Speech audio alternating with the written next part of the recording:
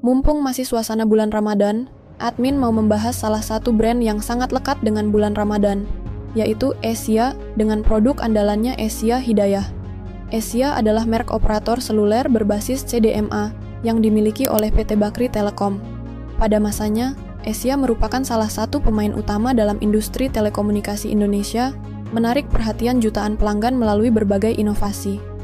Asia diluncurkan pada 12 September 2003 dan berkembang pesat berkat strategi harga yang kompetitif, serta produk unggulan seperti Asia Hidayah, ponsel Islami pertama di Indonesia. Namun, perkembangan teknologi dan persaingan ketat di industri telekomunikasi menyebabkan Asia kehilangan pelanggan. Pada periode 2015 sampai 2016, layanan Asia resmi dihentikan, yang menyebabkan PT Bakri Telekom mengalami kesulitan finansial. Di video ini kita akan membahas perjalanan Asia sejak awal kemunculannya, masa kejayaan, hingga akhirnya runtuh dari pasar telekomunikasi Indonesia. Jika kalian ada usulan konten menarik, langsung saja tulis di kolom komentar, dan jangan lupa untuk tekan tombol like dan subscribe. Yuk, langsung kita ke pembahasan. Asia lahir dari transformasi PT Radio Telepon Indonesia atau Ratelindo menjadi PT Bakri Telekom pada tahun 2003. Perusahaan ini mengadopsi teknologi CDMA, yang saat itu dianggap lebih efisien dibandingkan GSM dalam hal kualitas suara dan biaya operasional. Teknologi CDMA memungkinkan Asia menawarkan layanan telepon dengan tarif lebih murah dibandingkan kompetitornya, menjadi daya tarik utama di pasar telekomunikasi Indonesia yang masih didominasi oleh operator GSM seperti Telkomsel dan Indosat. Pada tahap awal, Asia hanya beroperasi di wilayah Jabodetabek dan Bandung, dengan investasi awal sebesar 700 miliar rupiah. Target awalnya adalah memperoleh 150.000 pelanggan pada akhir 2004. Untuk mencapai tujuan ini, Asia meluncurkan berbagai promo menarik, seperti tarif nelpon murah dan program kredit seumur hidup bagi pelanggan. Strategi ini terbukti efektif dan menarik perhatian konsumen. Seiring kesuksesannya, Asia memperluas jaringan ke berbagai kota lain di Indonesia. Pada tahun 2007, jumlah pelanggan mencapai 3,7 juta, meningkat menjadi 5,8 juta pada Juni 2008 dan 9 juta pada akhir 2009. Puncak kejayaan Asia terjadi pada tahun 2011, dengan jumlah pelanggan mencapai 14,6 juta. Ekspansi ini didukung oleh strategi pemasaran yang agresif, termasuk kemitraan dengan Nokia untuk menghadirkan ponsel bundling Asia yang terjangkau. Pada tahun 2009, Asia telah menjangkau 64 kota, termasuk Semarang, Yogyakarta, Surabaya, Mataram, Makassar, dan Balikpapan, menjadikannya salah satu operator dengan cakupan luas pada masanya. Pegang dong. Ya. Wih, warna. 1 juta ya? 2 juta? 299.000. Masa kejayaan Asia ditandai dengan berbagai inovasi yang menjadikannya menonjol di pasar telekomunikasi Indonesia.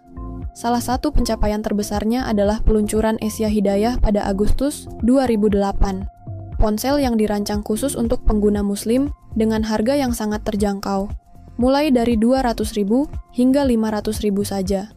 Produk ini menawarkan fitur-fitur Islami yang belum pernah ada sebelumnya di ponsel lain. Beberapa fitur unggulannya seperti Al-Quran Digital 30 juz, dilengkapi dengan teks Arab lengkap serta terjemahan bahasa Indonesia, memungkinkan pengguna membaca Al-Quran kapan saja. Pengingat waktu sholat, menyediakan notifikasi waktu sholat dengan suara azan dan beduk yang disesuaikan untuk ratusan kota di Indonesia. Kumpulan hadits dan doa harian, memudahkan pengguna mengakses hadits serta doa-doa penting langsung dari ponsel. Aplikasi penghitung zikir, membantu pengguna menghitung zikir secara digital. Asia Hidayah mendapat rekomendasi dari Majelis Ulama Indonesia atau MUI yang semakin meningkatkan kredibilitas dan daya tariknya di pasar muslim Indonesia. Peluncurannya bertepatan dengan bulan Ramadan, periode di mana permintaan akan produk bernilai religius meningkat pesat. Menurut Eric Mayer, Deputi CEO Asia saat itu, Asia Hidayah dirancang untuk mengintegrasikan teknologi dengan gaya hidup religius, yang terbukti sukses dalam menarik segmen pasar Indonesia. Selain Asia Hidayah, Asia juga memperkenalkan inovasi lain yang memperkuat posisinya di pasar, seperti layanan SMS Rp1 per karakter yang diklaim sebagai yang pertama di dunia. Asia juga menawarkan layanan ringback tone serta kemitraan dengan Sariayu untuk menyediakan konten kecantikan di ponsel. Pada tahun 2008, Asia mencatat rekor muri untuk percakapan telepon terlama selama 6 jam dengan melibatkan 1.782 partisipan di 9 kota, menunjukkan kekuatan kampanye pemasarannya. Meski sempat berjaya, tahun 2012 menjadi titik balik bagi Asia. Jumlah pelanggan mulai turun dari 14,6 juta menjadi 11,7 juta dan terus menyusut setiap tahunnya.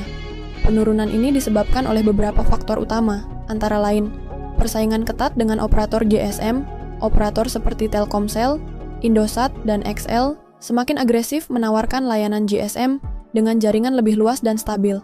Teknologi GSM memiliki fleksibilitas lebih besar dalam kompatibilitas perangkat, sementara CDMA yang digunakan Asia terbatas pada ponsel tertentu, mengurangi daya tariknya di kalangan konsumen.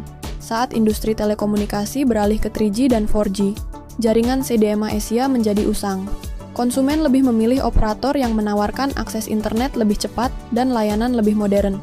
Kemudian, strategi yang kurang adaptif, Asia meluncurkan Asia Max-D pada tahun 2012, layanan internet berbasis e-video, tetapi kalah saing dengan operator 3G dan 4G yang menawarkan kecepatan lebih tinggi dan latensi lebih rendah.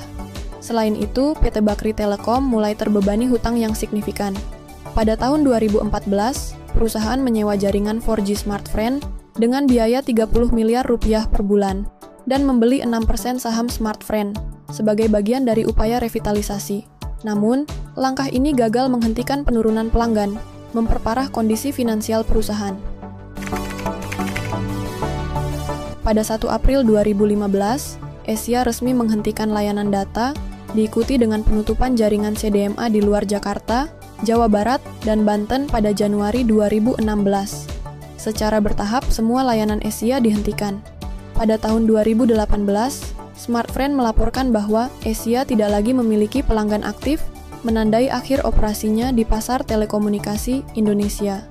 Meskipun PT Bakri Telekom tidak secara hukum dinyatakan bangkrut, perusahaan ini menghadapi masalah hutang besar, termasuk gugatan di Amerika Serikat pada 2014 terkait obligasi senilai 380 juta dolar Amerika Serikat.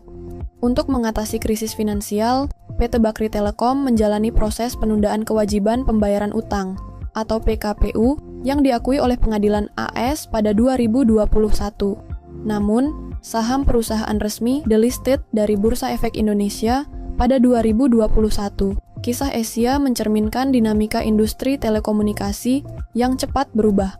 Keberhasilannya dalam menghadirkan inovasi seperti Asia Hidayah dan tarif murah membawanya ke puncak kejayaan, tetapi kegagalan beradaptasi dengan peralihan teknologi dan masalah keuangan menyebabkan kehancuran. Kini, PT Bakri Telekom masih beroperasi dalam kapasitas terbatas sebagai penyedia layanan digital korporasi, tetapi jejak Asia sebagai operator seluler telah hilang dari pasar.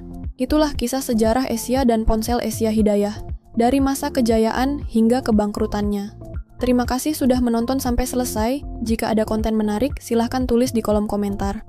Wassalamualaikum.